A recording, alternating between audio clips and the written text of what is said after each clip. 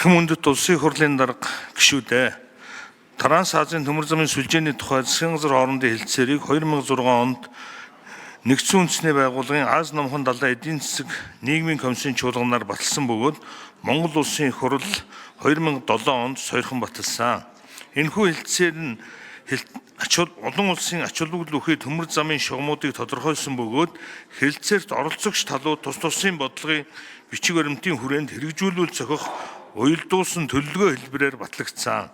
2024 оны 12 дугаар сарын байдлаар хэлтсээрт оролцогч 25 улс байгаагаас манай хоёр хөрш болох Орос гэтэд хоёр багтаж байгаамаа. Транс Азийн төмөр замын сүлжээний ажлын хэсгийн 2023 оны хуралдаанаар тус хэлтсээрт төмөр замын тээврийн мэдээллийг цахимаар солилцох ерөнхий зарчмуудыг шинэ 3 дугаар хавсралтаар нэмж баталсан.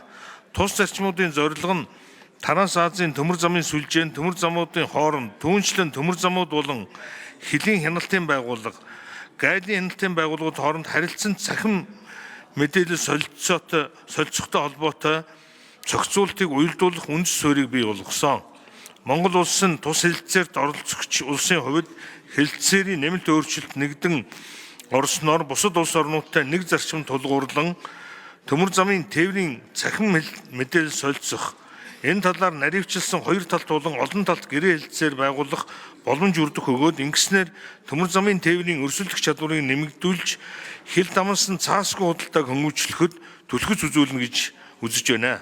Иймд Транс Азийн төмөр замын сүлжээний тухай засгийн газар хоорондын хэлтсээрт оруулсан нэмэлт өөрчлөлтийг сойрхон батлах тухай хуулийн төслийг Монгол улсын их хурл танилцуулж байна. Хэлтсэн шийдвэрлэж өгнө үү? Анхаарал тавьсанд баярлалаа.